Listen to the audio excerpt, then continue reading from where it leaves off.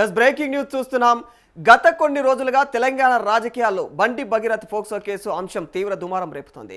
BRS నేతలు, కార్యకర్తలు BJP పైన, కాంగ్రెస్ పార్టీ పైన మీడియా, సోషల్ మీడియా వేదికగా తీవ్ర విమర్శలు గుప్పిస్తూ ఉన్నారు. పోక్సో కేసు నుంచి బండి భగీరథ్ను కాపాడేందుకైతే బీజేపీ, కాంగ్రెస్ ప్రయత్నాలు చేస్తున్నాయంటూ అయితే ఆరోపణలు చేస్తూ ఉన్నారు. మరి ఈ క్రమంలోనే సోషల్ మీడియాలో రకరకాల వార్తలు, వదంతులు చక్కర్లు కొడుతూ ఉన్నాయి. ప్రస్తుతం బండి భగీరథ్ కేసు నేపథ్యంలో కేంద్ర హోంశాఖ సహాయక మంత్రి, బీజేపీ సీనియర్ నేత బండి సంజయ్ బండి భగీరథ్ను అర్ధరాత్రి కలిసినట్లు సోషల్ మీడియాలో అయితే వైరల్ అవుతా ఉన్నాయి.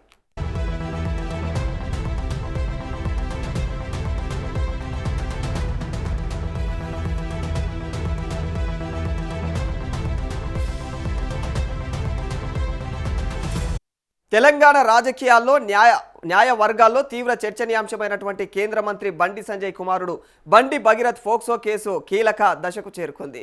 భగీరథ్ను విచారణ నిమిత్తమైతే తమ యొక్క కస్టడీకి ఇవ్వాలని పోలీసులు దాఖలు చేసినటువంటి పిటిషన్ పైన శుక్రవారం సుదీర్ఘ వాదనలు జరిగాయి. మరి ఇరుపక్షాల వాదనలు విన్నటువంటి న్యాయస్థానం తన యొక్క ఉత్తర్వులను మే 26 వరకు రిజర్వ్ చేయడం జరిగింది.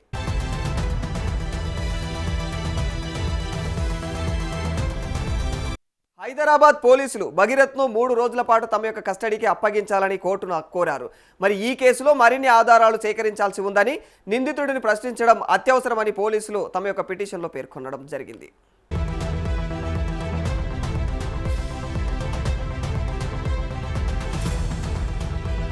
బండి సంజయ్ కుమారుడు భగీరథ్ ఫోక్సో కేసు పైన, కస్టడీ పైన కోర్టు తీర్పు కూడా రిజర్వ్ చేసింది ఇప్పటికే. మరి పోలీసులు 3 రోజుల కస్టడీ కోరగా భగీరథ్ తరపున తీవ్ర వాదనలు అయితే వినిపించారు. ఇక మైనర్ బాలిక లైంగిక వేధింపుల ఫిర్యాదు పైన కూడా భగీరథ్ పైన ఎదురు ఫిర్యాదు కూడా చేశారు. మే 26న వెలువడే కోర్టు తీర్పుతో కీలక మలుపు తిరిగే అవకాశాలు కనిపిస్తున్నాయి ఈ కేసులో.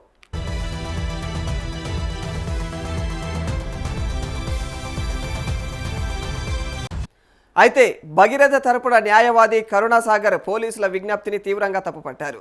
ఈ పిటిషన్ను కొట్టివేయాలని ఆయన కోర్టును కోరడం జరిగింది. ఒకవేళ కోర్టు కస్టడీకి అనుమతి ఇచ్చినా కూడా నిందితుడి హక్కులనైతే కాపాడుతూ సుప్రీంకోర్టు గతంలో జారీ చేసినటువంటి మార్గదర్శకాలను తప్పనిసరిగా పాటించాలని కూడా ఆయన వాదించారు.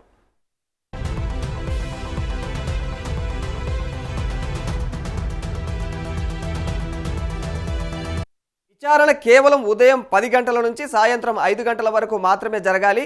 విచారణ సమయంలో నిందితుడిని న్యాయవాది సమక్షంలోనే ఉండాలి. మరి ఎట్టి పరిస్థితుల్లో థర్డ్ డిగ్రీ పద్ధతులు కానీ, బలవంతపు చర్యలు కానీ చేపట్టకూడదు అన్నట్లుగా కూడా ఆయన పేర్కొన్నట్లు తెలుస్తోంది.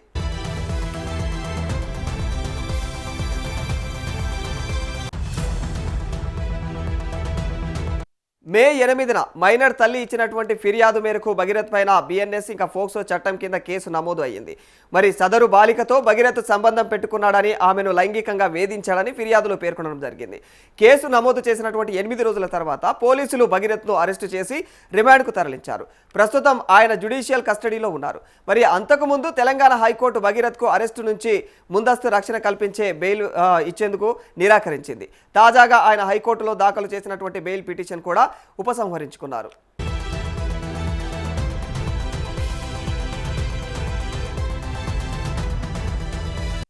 మరి ఈ కేసులో మరో కోణం కూడా ఉంది.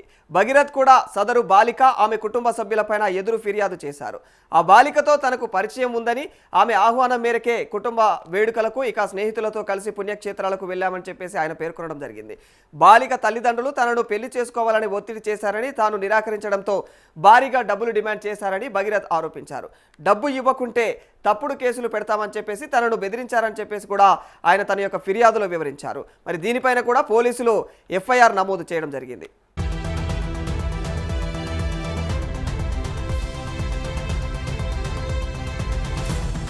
రాష్ట్ర వ్యాప్తంగా ఉత్కంఠం రేపుతున్నటువంటి ఈ కేసులో మే 26న వెలువడడం కోర్టు తీర్పు అత్యంత కీలకం కానుంది. మరి పోలీసులు అయితే కోర్టు ఏదైతే కోరినట్టుగా అయితే 3 రోజుల కస్టడీ లభిస్తుందా, లేకపోతే రక్షణ నిబంధనలతో పరిమితులతో కూడినటువంటి కస్టడీ ఉంటుందా అనేది మరి వేచి చూడాల్సిన అంశంగా మారిపోయింది.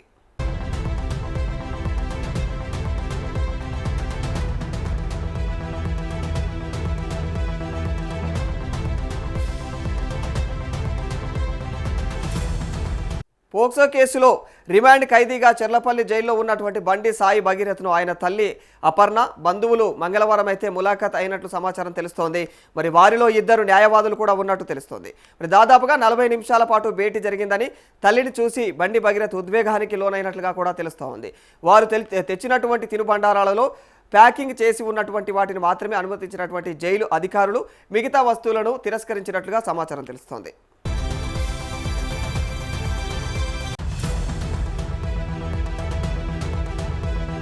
ఇక ఈ నేపథ్యంలో కేంద్ర మంత్రి బండి సంజయ్ కూడా కొడుకు అయినటువంటి భగీరథ్ను అర్ధరాత్రి చెర్లపల్లి జైలుకు వెళ్లారని చెప్పేసి మరి సీక్రెట్గా భగీరథ్ను కలిసి మాట్లాడినట్లుగా కూడా సోషల్ మీడియాలో వార్తలు వైరల్ అవుతూ ఉన్నాయి.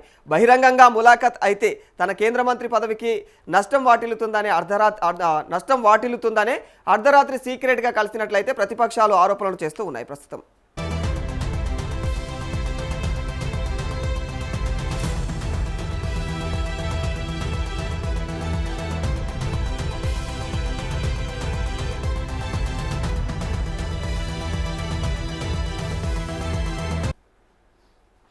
మరి ఈ అంశం పైన మరింత సమాచారం మా ప్రతినిధి బబితాను అడిగి తెలుసుకునే ప్రయత్నం చేద్దాం. బబిత, అసలు బండి భగీరథ్ను కలుసుకోవడానికి బండి సంజయ్ ఎందుకు సీక్రెట్గా జైలుకు వెళ్లాల్సి వచ్చింది? ఎస్ రాధాకృష్ణ, అంటే కొన్ని రోజులుగా తెలంగాణ రాజకీయాల్లో బండి భగీరథ్ ఫోక్సో కేసు అంశం అయితే తీవ్ర దుమారం రేపుతుందని చెప్పొచ్చు. అలాగే ఫోక్సో కేసులో రిమైండ్ ఖైదీగా చెర్లపల్లి జైల్లో బండి భగీరథ్ కూడా ఆయన తల్లి అలాగే అపర్ణ బంధువులు కూడా మంగళవారం ములాఖాత్ అయినట్లుగా సమాచారం అయితే వస్తుంది. అయితే వారిలో ఇద్దరు న్యాయవాదులు కూడా ఉన్నట్టు తెలిసింది. ఇక దాదాపు 40 మినిట్స్ పాటు వాళ్ళ మీటింగ్ జరిగినట్టుగా కూడా తెలుస్తోంది. ఇక బండి భగీరథ్ ఒక్కసారిగా వాళ్ళ అమ్మని చూసి బాగా ఎమోషనల్ అయినట్టుగా కూడా తెలుస్తోంది. ఇక వాళ్ళు తెచ్చిన స్నాక్స్ లో ప్యాకింగ్ ఐటమ్స్ ఏవైతే ఉన్నాయో వాటిని మాత్రమే వాళ్ళు అనుమతించారు. ఇక మిగతా వస్తువులను అయితే తిరస్కరించినట్టుగా తెలుస్తోంది.